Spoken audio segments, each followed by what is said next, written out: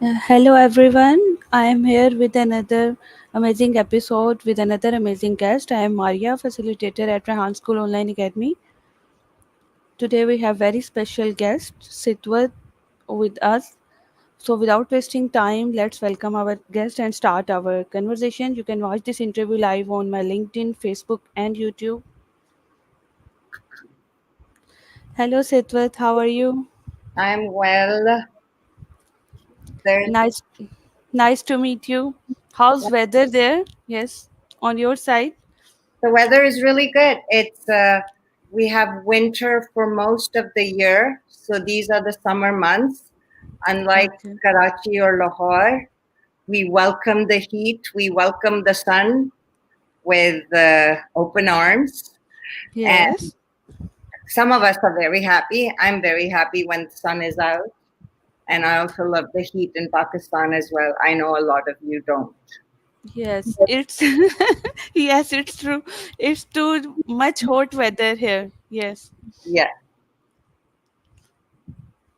I'm very Uh, excited um, by what and very impressed by Rehan School and the people who work there, and by Rehan, sorry, trying to, Thank you so much. and by you, since I've become your friend on Facebook. I've started looking at some of your content. It's very impressive that all of you are doing it at such a young age. Thank you so much. I just had before you hijab. Upwork Wali was interviewing me. She's only Yes. 14 years old. And when Yes. I was 14, I was doing nothing Now except, today's generation is very fast. Yes, Hijab is the student of Rehan School Karachi campus. yes. So I also have a daughter who's 13 years old. Just like me, she loves to talk and she loves to create content. It's all very private, but she loves to create content on TikTok. Um, right now, we're just saying do it with friends and stuff. Um, I'm still very scared of the internet world out there. I want to protect her for as long as I can.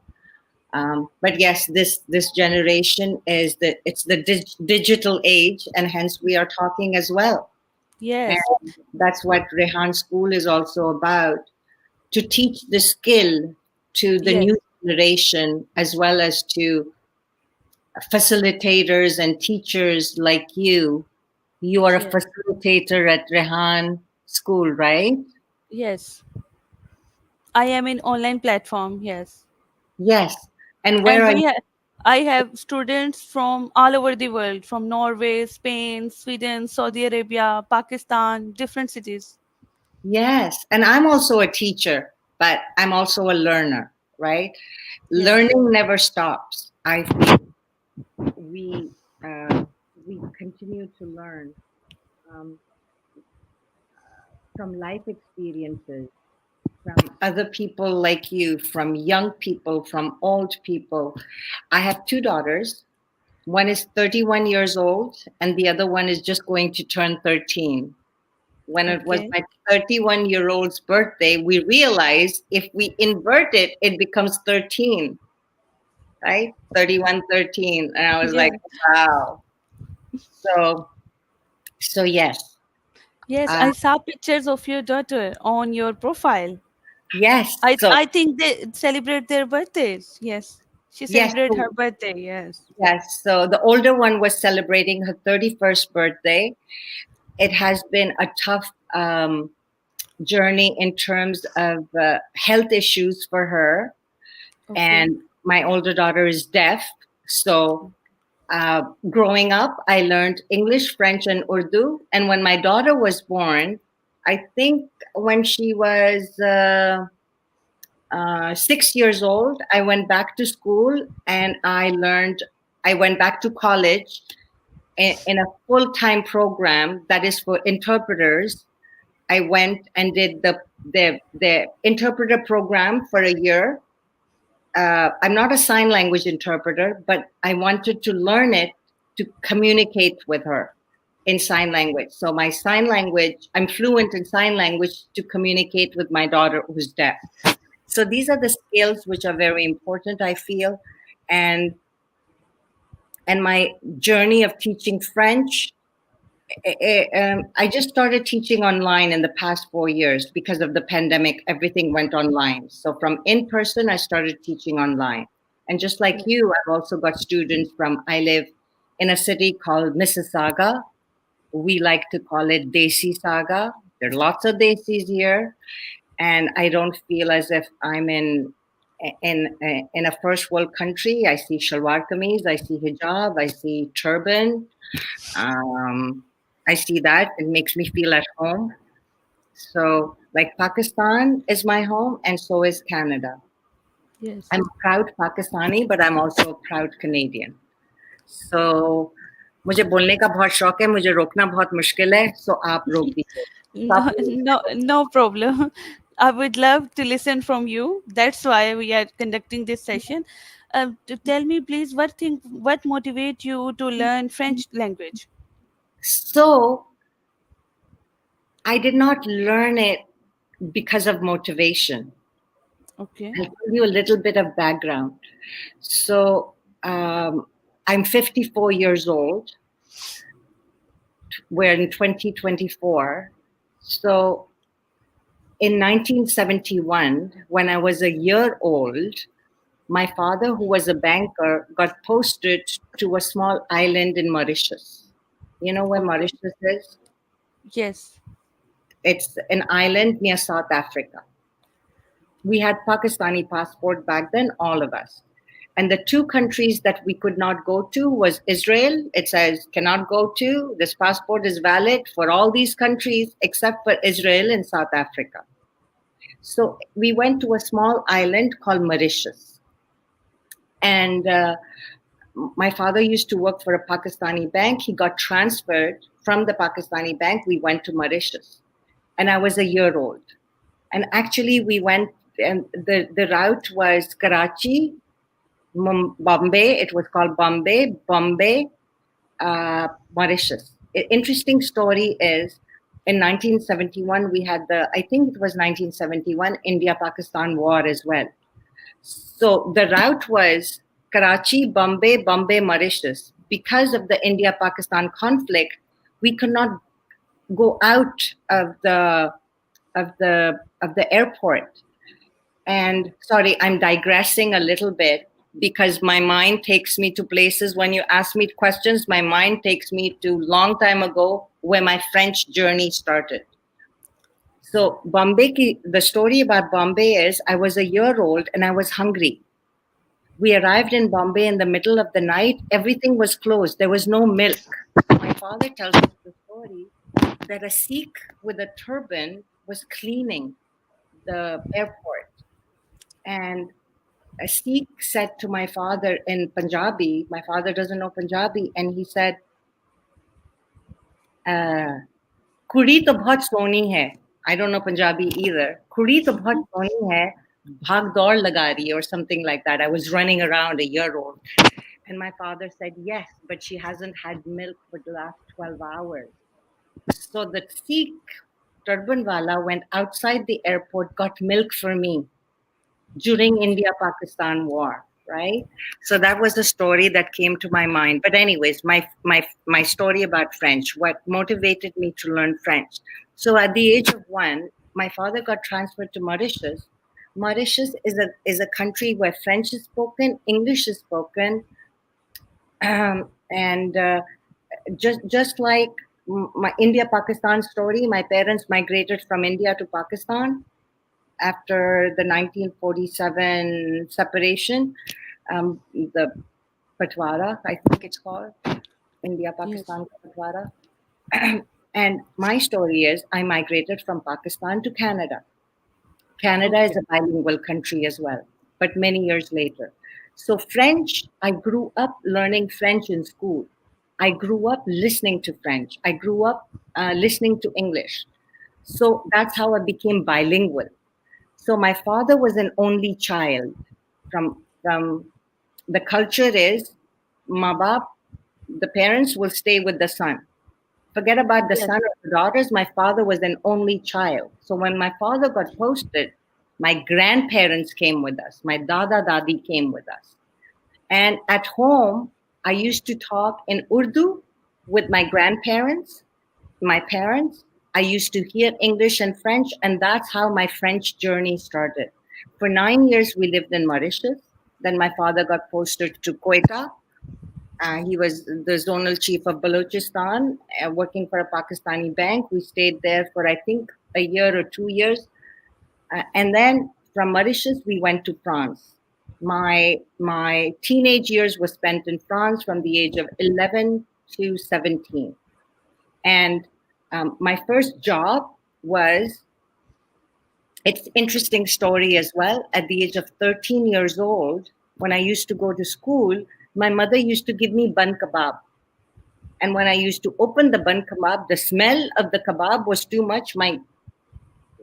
The other students used to make fun of me. So my school was very near my father's office.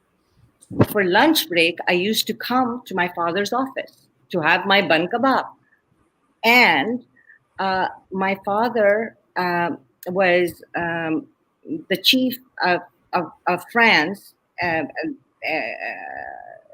The I don't know what his designation was. I think executive vice president or something like that, but or senior vice president. I forget. But he was the manager of the Paris branch, and he used to tell me while I came to eat my lunch because I was trying to get away from all those bullies who were making fun of my food.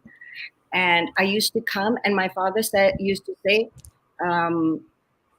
बेटा मेरी personal assistant मेरी secretary बहुत busy है उसके पास बहुत काम है जरा ये डॉक्यूमेंट्स ट्रांसलेट कर दो translate these documents. So I became a translator from French to English for my father. I used to translate them professionally. So I used to ask my dad, badle mein kya denge? So my pocket money was 100 francs a month. Okay. Um, it was a lot, and it was also a few. We had to spend on everything we wanted during that month, whether it was clothes, whether it was, I think, uh, a video game or whatever it was. I had to save that money and buy whatever I want. 100 francs was all I got. We were well to do, but he was teaching us the value of money as well.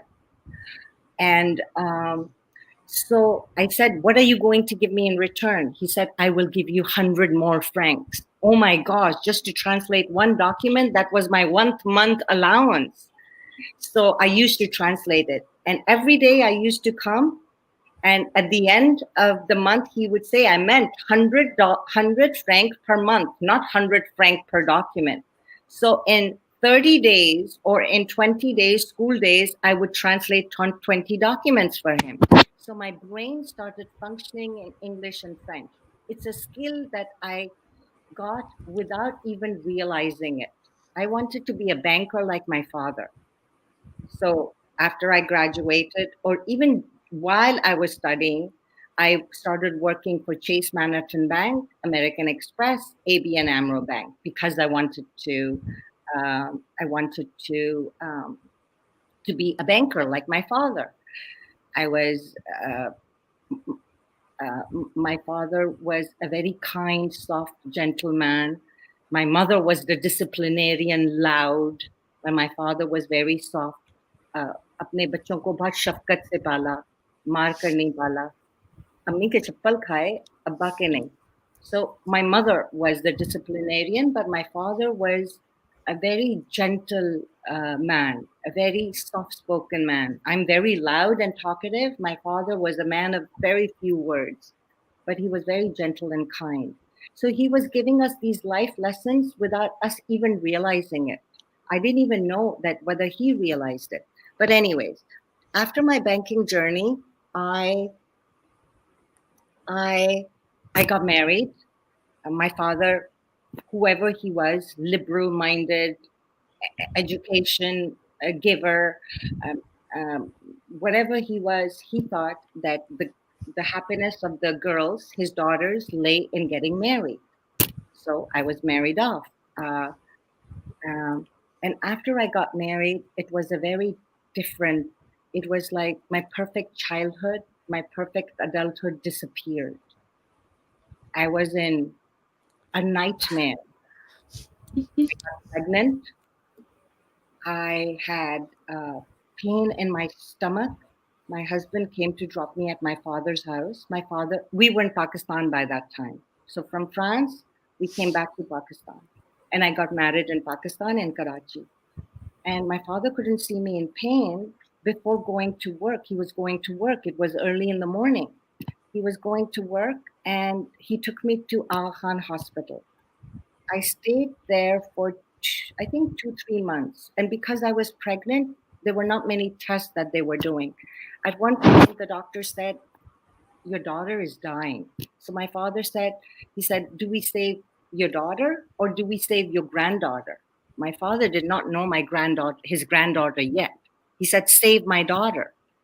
So while I was pregnant, they did surgery on me because my intestines were entangled and gangrene was forming in the intestine. That was why I was in so much pain.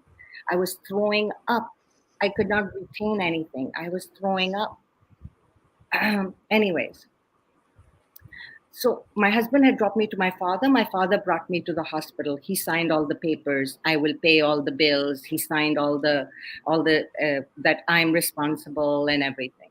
So so um, So I was pregnant and my surgery was performed.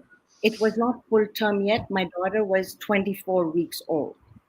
My Okay. daughter, it takes 40 weeks for a child to be born. My daughter was this big. She was 1 pound. Right away after, so when I was operated on, labor pain started, and my daughter was born premature, very, very premature. She was taken to an ICU, neonatal intensive care unit, and she was put on ventilator. She was put on machines. A very big doctor in Pakistan, the biggest name out there. He was the head of NICU, NICU, neonatal intensive care unit. She was put on machines, ventilator. There was not a single part of her body that was devoid of any kind of gadget. Um, her hand was this big. I remember, the tip of her hand was this big, and she's sitting in front of me right now. And mashallah, say she's 31 years old. But this was long time ago. So my in-laws and my husband used to come to the hospital, and the doctors had told us that uh, she has all the complications of a premature baby. I did not understand. I was so young at that time. शादी बहुत धूमधाम से हुई थी. It was like a big fat Indian wedding. All my dreams, princess dreams, came true. Marriage was a nightmare. Um, so the doctor, 1 month passed in the hospital, 2 months passed in the intensive care, 3 months passed, 4 months passed. And the bill, the NICU bill had come to 4 lakh. उस जमाने में जो अब 12-13 करोड़ के घर हैं, they were ji for ji. 6 lakh. Okay, they Yes. were for 25 lakhs. So 4 lakh, 4 lakh was a big amount. My father Yes. was well to do, but did not have 4 lakhs lying around at home. So, so, um, so the doctor said, the doctors had said when she was born that she's going to die. My father said, "Save my daughter. Don't worry about the granddaughter." When the granddaughter was born, the doctor said, "The granddaughter is dying." Everybody heard dying, my in-laws, my husband. So when the time came for the doctor to says, "Take the dying child home," my mother-in-law said, "You told us that the child was dying. Why should we take her home? Keep her in the hospital." Yes, yes. Sorry, is my story too long? No, no, no. I will. I I would would. really, I would really love to listen from you. Yes. My See, audience so, so, also so my learn from story your story. Yes. so my story wasn't that I wanted to become a French teacher whom I am. My story is the journey. It's a skill that I have. It's not a motivation that motivated me to learn French. It was just by default of where I was living, where my father was taking me, and the education that I was getting, the skills I was getting, even without realizing it. Yes. And then something happened.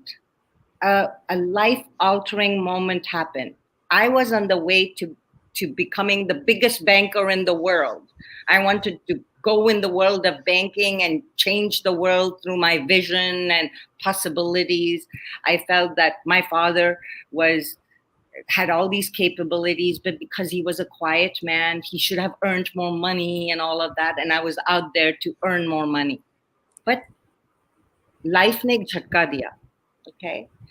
And so my so from the hospital, and then my in-laws disappeared.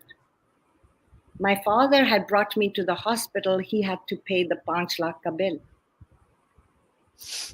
And my father talked to the Aga Khan people, and he said, cut money from my salary every month. I work for a well-known bank. I'm not going to run away. Discharge my daughter and my granddaughter. Will take her home. So I was brought home, and my father and my husband took me home. So my daughter was discharged on oxygen, right? She came from the incubator um, with machines on, and she was sent home to die with oxygen 24/7. So there were these big six cylinders we had. They had to go every day to. So she would use 3 cylinders at night, 3 cylinders during the day. So when the 3 cylinders ended, the big cylinders of oxygen, they would go in the morning to Pakistan Oxygen Company. They would be refilled, and they came back. Without the oxygen, she was going to die. So so my husband would take it in the morning, and he would come back by afternoon with the cylinders. One day I was very sick. He said, I'll drop you to your mother's house. He started putting all the cylinders, and I'll pick you up in the evening. He started putting all the cylinders in the car. I was thinking, why is he putting all the cylinders in the car? And I just had the little baby bag with me. So he dropped me to my parents' house. I was thinking I was ill. I was throwing up. I was sick. I was sick because I was taking care of a sick child. I was very young. I was happy to be at my mother's house. My mother was going to take care of my child, and I was going to go to sleep. Evening comes, my husband doesn't come to pick me up. Okay. 1 week happened, 2 week happened. We went to knock on their door. They didn't open the door.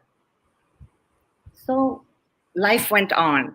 After 2 years of staying with my father, my daughter was 4 months old when my husband left me at my father's doorstep. They did not want us back. I was broken, I was shattered, but I was living in the They did not give you the reason of run away. He did not give you reason no, of run away or escape. no, because when you deserting a wife is one thing. Deserting your own child in need is totally different. That's what I Yes. understand now, right? Yes. Yes. You're deserting their blood. They they they in order to justify it, they did. I don't even want to get into what the stuff they said to my father. It's like it was long time ago. I have I have moved forward in my life. But the story behind it is whatever the reason, because when you do a horrible thing, no reason can ever justify it. So for us, uh, the jewelry that my father had given me, the clothes that my mother had made for me, the dream had shattered. It was the end of a dream. My father said, I used to cry. My father would say, don't worry, I will make all that jewelry for you again. He said, my mother would say, don't worry about the clothes. I will remake your clothes. One thing happened because of that. I used to love jewelry. I still love jewelry, but my love for material things vanished because my most prized possession, my dowry, I'd lost it. Later, I found they sold it.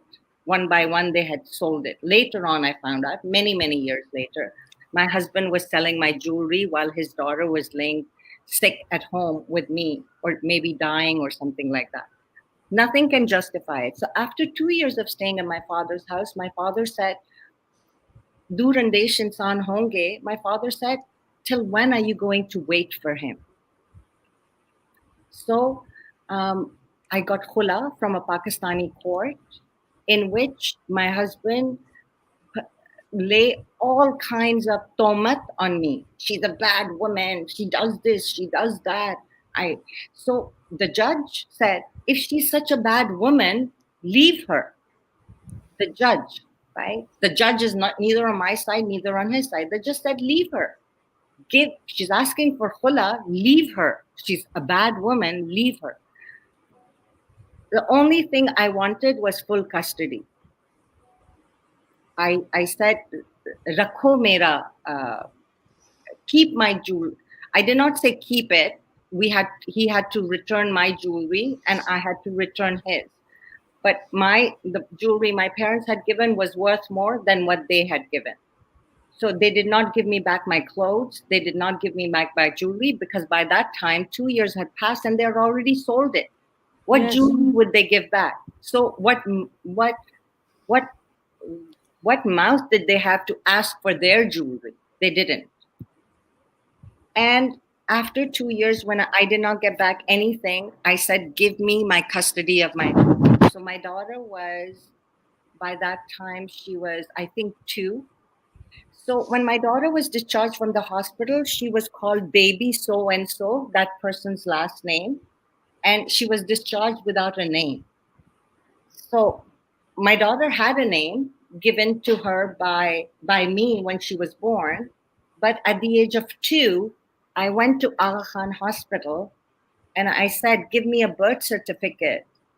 And the name of my daughter, I gave her a first name. I gave her a middle name. Her middle name was the name that was written in the divorce paper. I renamed her a new name. I gave her a middle name, and her last name was my father's. So I had my father's last name. My daughter had my daughter had my father's last name. And it was weird when my daughter turned 18. We were living in Canada at that time. When we went to renew our NICOP and national ID card for overseas Pakistani, the woman looks at me and says, your father and her father are the same? I said, yes. If you have a spot for grandfather, Nana, give that to me, because the father never gave. My daughter's father never gave her his name. My father did, right? So that was the journey of my resilience, of my story. It was a life altering time, and I came to Canada. So 2 years, I got a divorce. After 2 years, my daughter was 2. I renamed her. At the age of 4 years were spent in and out of the hospital, and my father. I was working as well. My mother used to take care of my daughter. I used to go out there and work. By that time, I think I was working at ABN AMRO Bank, and she was on oxygen. She started walking. When she would walk, the oxygen cylinder would fall. It would break. My mom would panic, and she would call me. And then when she was 4, by that time we had changed that horrible doctor who said, he was one of the biggest doctors in Pakistan, still is. He's now in Canada. And he said, my daughter is going to die. Oh, why would a doctor say that? I was so angry. So I had changed from the best doctor in Pakistan. I chose the 3rd best doctor, who was a woman. That woman was a Canadian doctor. She used to see us coming with my father. Everybody at the hospital knew our story because we used to be there all the time. So my daughter used to be called Buttons because she had these big eyes, and eyes were all they could see. And her face was round and chubby. but eyes would pop out because हर जगह जब कोई आला लगा होता था, कभी यहाँ डालते थे, कभी यहाँ डालते Yes. थे, कभी मुंह में डालते थे. So they used to call her Buttons. And so my daughter was known as Buttons by the nurses, by all the hospital staff at the hospital. My father kept paying. So a daughter is responsibility of the father. When she gets married, she's the responsibility of a husband. I felt a big weight on my shoulders. I felt that it's my husband's responsibility, but I felt like as if I'm a big boge on my father. I felt that. I never said it, and my father never made me feel it. My mother never made me feel it. My brother never made me feel it. My extended family never made me feel it. I had a very strong support system, a very loving and nurturing environment. My grandmother was alive. By that time, my grandfather had passed away. My grandmother was alive, and and um, and I used to ask my grandmother.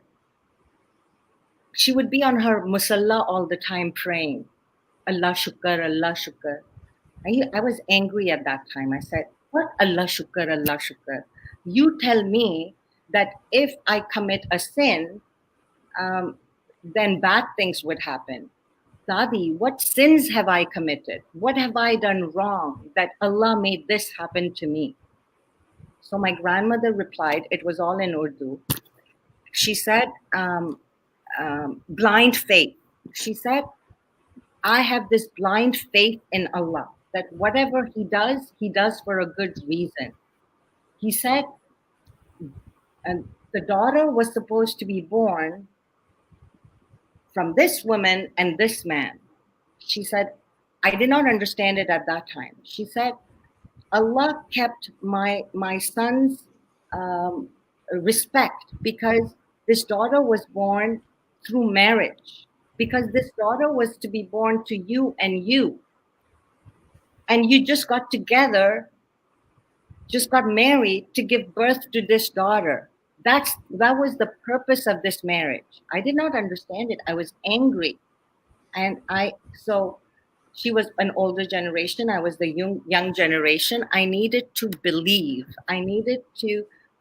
For me to have faith, I needed concrete proof for it. The proof that I was getting is I'm in this horrible mess. I have committed no sins, no crime.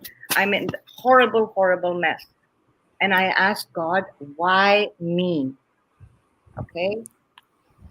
Allah Ta'ala said, roz sawal karti thi, why me, why me, why me, why me? Allah gave me an answer after 10 years. Allah said, why not you?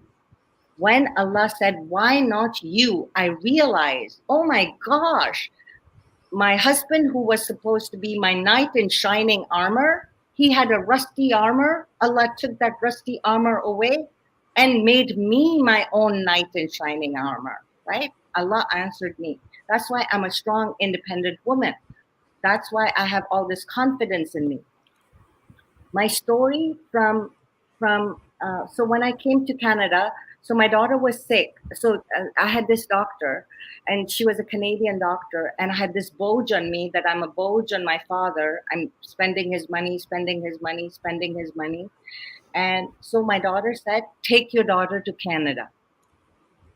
वहाँ इलाज अच्छा होएगा, वहाँ परवरिश अच्छी होएगी, वहाँ education अच्छी होएगी. She's going to have good education there. Healthcare is going to be free. How do I go to Canada? I don't know anyone in Canada. My father said, I'll give you $5,000. And the lawyer was asking for $3,000. If the lawyer was asking for $3,000, I only had $2,000 left.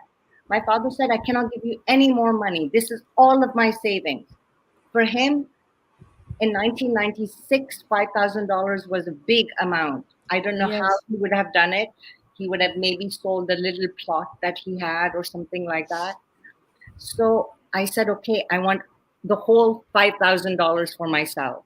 There was no internet. I filed the application myself. the way it was supposed to file. My parents let me do it. He said, "Isko kaun Canada mein ghusne dega? Who's gonna let her come to Canada? Let her do whatever she wants." So I filed the application uh, in January of '96. No, I filed a visitor's visa in January of '96. It got rejected. I filed for, then I said, I have to go to Canada. I filed for the PR to migrate here in June of 1996. By January of 1997, no interview, nothing. The Canadian government said, come to Canada. It was because I knew French and English, and it was because of the countries I had lived in. It was because of my banking experience that I had worked in. And uh, the bachelor's degree I had. While living in France, I had these two certifications, which I didn't realize were so important. They're called DELF and DAO. It was while I was studying, I used to go and work at the French Cultural Center. My father had money, but he did not want to give free money to us. So he would say, during summer holidays, go and work, go and earn your pocket money. For these 2 months, you're not going to get any money. So I used to go to the Alliance Française, the French Cultural Center, and I used to teach. So, and I got good money. I got more money that my father was giving me as an allowance. And so I had all these skills. So the Canadian government saw it, even though I was a single mother. So they did my medical. They did not do my daughter's medical. I was the primary applicant. Had they done my daughter's medical, maybe they would have said no. And my daughter was 4 years old at that time. So my father said, application mein kuch jhoot nahi likhna. I will read everything, because my mom would say, agar ek jhoot bolo, to uske liye 100 jhoot bolne padte hain. So बिल्कुल. the application was truthful, and I was scared because who am I? I'm nothing. There are all these IT professionals who are being rejected. I thought, oh my gosh, I'm not gonna get it. But in 6 months, we plan and God disposes. It was Allah's plan for us to come here. We come here. My father is shocked. My mother did not speak to me for 3 days. She tells my father, how did you let her do this? How did you allow it? But later on, my mother used to say, after many, many years, my mother used to say, I told her to go. I told her to go. Whereas my mother didn't speak to me for 3 days. She was so upset. How could you go? How could you leave?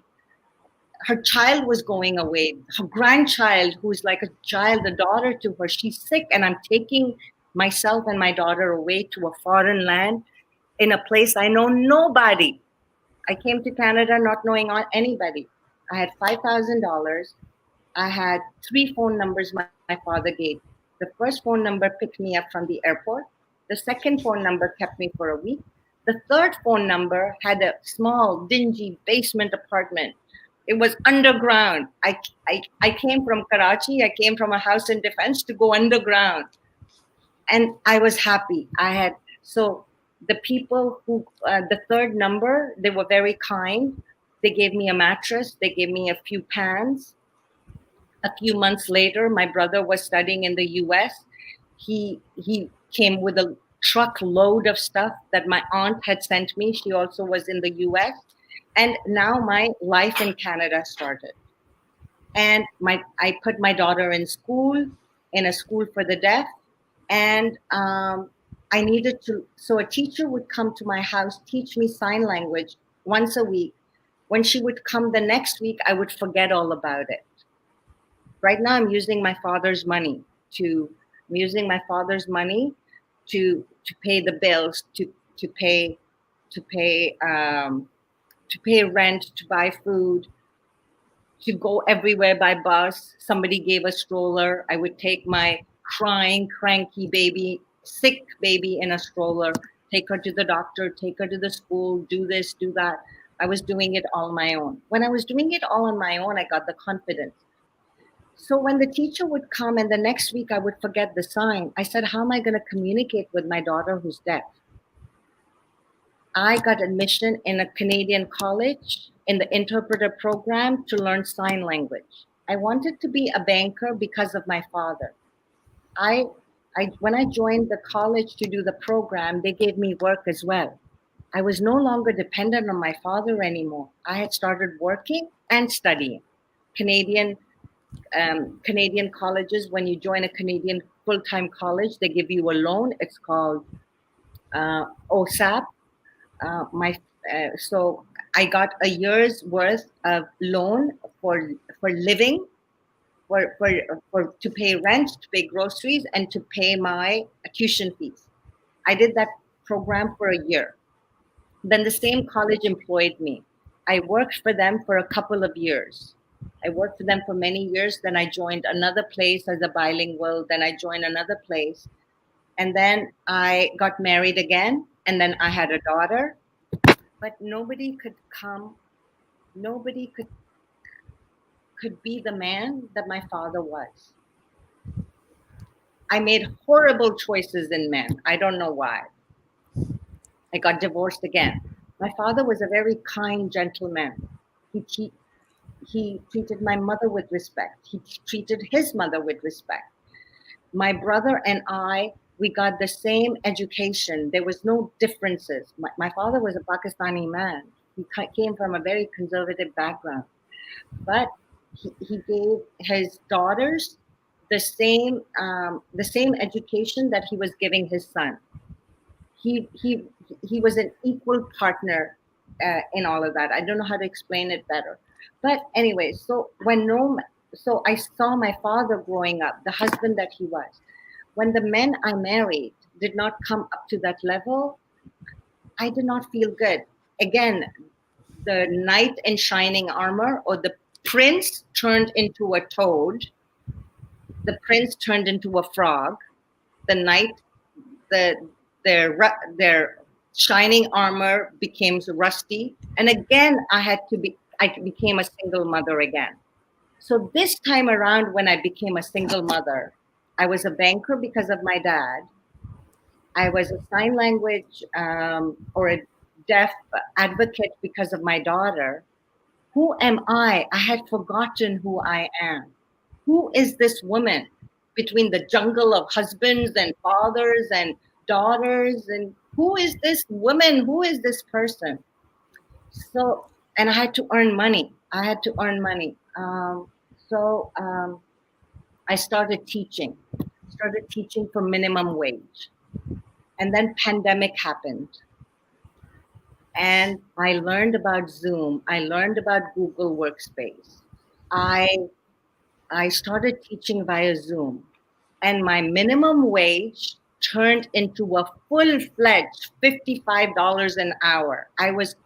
One person was giving me $800, another person was giving me $600, another person was giving me $1,200.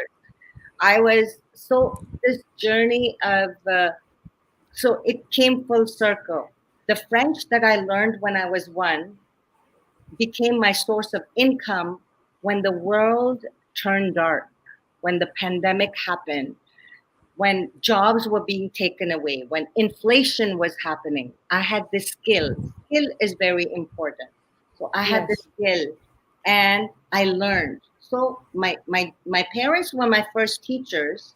My perseverance is what brought me through. There were dark times, but I always had faith. I always had faith in my upbringing. I always had faith in myself because confidence was in me. Confidence was instilled in me in a nurturing environment. It's what I feel Rehan School is. Rehan School is the nurturing environment that's gonna sprout leaders of tomorrow. So, Yes. and I know I take a long time. I'm sorry. I just go No, on no. and It talk. was amazing. Your life journey is amazing. Now, please tell me what advice would you like to give all of your audience which you learned from your life experiences? So Urdu में कहूँगी and may be उसको English में भी बोलूँगी because जी मुझको जी लगता है कि एक स्किल है मेरे पास, मुझको तीनों ज़बानों में अबूर हासिल है, मुझे लगता है एटलीस्ट। जी, जी, जी। मैंने कभी उर्दू लिखना पढ़ना नहीं सीखी क्योंकि अरबी आती थी, तो इसलिए उर्दू मुश्किल से पढ़ती हूँ because 9 years in Mauritius and 7 years in France, Urdu कभी लिखना नहीं सीखी। और जब when I came to Pakistan, so इस्लामियात और उर्दू मार्क्स भी जो जो कि बाहर से बच्चे पढ़ने आते थे, उनको कॉलेजेस में उर्दू और इस्लामियात पढ़ने की ज़रूरत नहीं होती थी। बट इस्लामियात भी आती है, उर्दू भी आती है, बट बिकॉज़ बोलने से आती है। बट उर्दू में बिल्कुल। कुछ कहूँगी कि मुझे इल्म था, मेरे में इल्म था, शऊर बाद में आया। काबिलियत थी, ज़हनियत देर से आई। और क्या था? तालीम से हिकमत का सफ़र, जो तालीम से हिकमत का जो सफ़र था, अ, वो ठोकर खाकर ही आया। इल्म लेट मी थिंक, इल्म के साथ अमल और इल्म के साथ अमल और जज़्बा-ए जुस्तजू। इल्म के साथ अमल ज़रूरी है और उसके साथ ये पैशन भी होना ज़रूरी है। इल्म के साथ अमल और जज़्बा-ए जुस्तजू होना ज़रूरी है, बहुत ज़रूरी है। जो मेरे में इल्म था, काबिलियत थी, लेकिन उसके साथ अमल, अमल मैंने 50 साल बाद करा उसका। और ये समझ मुझको 50 साल के बाद आई कि जुस्तजू भी ज़रूरी है, पैशन होना ज़रूरी है। So now I teach French to kids all over Canada. I had a student from Singapore as well. I live in Toronto. It's another city in Vancouver. Um, I teach uh, I teach young children. I teach baccalaureate level children. Baccalaureate is the highest level of French that a high school student needs to learn. It has literature. It has language. Uh, I did not. I knew French. I have given professional exams, but I'm not a French teacher by profession. Teaching is a science. I had to learn the science. I had to learn about Zoom. I had to learn how to make Google Workspace my classroom. So all these things. So that's I would like to say that Talim is very important, but more than education, the passion has to be there and the action has to be there. And this is what Rehan School does. This is what you do. I was very nervous about this interview because I don't know how to talk. I feel I don't know what to do in front of a camera. But right now, I feel that the world is not watching me. It's just you and me, so it becomes easy. But Yes. my passion is there. My perseverance is there. Passion hona bahut zaruri hai. And I see the passion in each one of the wali and walas from Rehan School. Freelancing wali, the Yes. Upwork wali, the Himmat wali. Yes. Himmat Yes. wali has interviewed me. The Upwork wali has interviewed me. Now it's a freelancing wali, and I'm very, very um, privileged and honored to be on your platform. And I would like to um, offer my services in whatever way I can be of service. Uh, um, when you have something, it's very important to give it back. Okay, Yes. I I have this ilm, I have this knowledge. It will only increase twofold if I give back. I have money, well, not too much. My father had money. My father was rich. I'm not rich. I'm a very hardworking person. Well, so was my father. But when you have money, you give, it multiplies. That's Yes. what our religion teaches us. So I have this ilm ki daulat, the skill that I have, or whatever life experiences, the wisdom I have. I want to impart it. I want to give it out in the world, and that's why I'm here on your platform. And Thank you please so love me much for your kind a lot. words. Thank you so much for your appreciation. I would really love this session. Yes. It's a great pleasure for me to conduct your interview and to conduct this session. And I am very, very inspired by you. You did my interview. I want to do yours, Maria. I want to know what motivates you. What was your journey? Thank Kare you wo so much. wala? Okay, I would love to do that. Please confirm the time, then I would give my interview to you. Yes, I would love it. मुझे चुप रखना बहुत मुश्किल है. For me to be quiet, it will be my test of patience, but I would love to know your journey. I would love to know every Vala and every Vali's journey. And yes, we will do that. I will do your Okay. interview, and it will be a teaching moment for me how to be quiet, and I will be as a patient listener as you are. You have a very sweet face, a very beautiful and kind disposition, and I would love to know all about your passion and all about your journey. Thank you so much. Inshallah, we will confirm the time and then I will give you my interview. Okay. Sounds good. बहुत बहुत okay जी, शुक्रिया. Thank जी, जी, बहुत-बहुत शुक्रिया और बहुत मज़ा आया आपसे बात करके, बड़ा एन्जॉय किया और नहीं, उम्मीद है ऑडियंस ने भी बहुत एन्जॉय किया होगा इस सेशन से और आपका सेशन माशाल्लाह बहुत लर्निंग था। आपकी स्टोरी, आपकी लाइफ़ जर्नी, आपकी प्रोफ़ेशनल जर्नी। पाकिस्तान के अलावा आपका एक्सपीरियंस 2 कंट्रीज़ का है ना? फ्रांस और कनाडा का? नहीं, तो फ्रांस में मैंने पढ़ा था. फ्रांस में okay, I worked with my father. So the Chase Manhattan Bank, the American Express, and the ABN AMRO were banks in Pakistan where I worked, and I worked at George Brown College in Canada, in Toronto, and I worked for different organizations in Canada. So I either worked in Pakistan in these banks or I worked in Canada. The certification that I got, which is DELF, DELF, and DALF, are from the Ministry of Education in France. So I will okay, write that for you, or I can put it in chat. So okay, DELF and DALF are two very important certification. They are given by the Ministry of Education in France.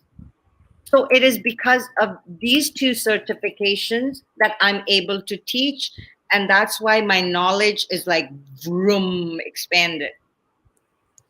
What was your experience of banking? My banking experience was amazing. Uh, how American. Much year you spend there? How much So year? so so everything was leading me to Canada. Why did I get married? To give birth to a child with special needs, health needs, to be the mother of a deaf child, to to not only feel sharam because oh my God, my daughter is deaf, but to feel proud of her achievement, to be a proud hearing mother of a deaf daughter. It was all leading me to it. So your question was, what was my experience in those different banks? My experience, I've always been this, but um, uh, not always positive, sometimes angry, sometimes fearful, sometimes introvert, sometimes extrovert. But my experience working in Pakistani banks was amazing. It was it was a young girl who went out there and who used to uh, the Pakistani men and women in those banks were very kind. My bosses were very gentle. They were, and this was back in the 90s, in the early 90s. And I don't know what the work environment is now, but for me, it was a very supportive environment. It was a very educational environment. It was a very enriching environment. When I was in Pakistan, or I feel भाग the भाग दौड़ पैसे के लिए नहीं थी. Uh, जी, थी भाग दौड़, but it was always, and there was no digital era at that time. We had computers. The it would take a long time to connect, and so I learned a lot. My first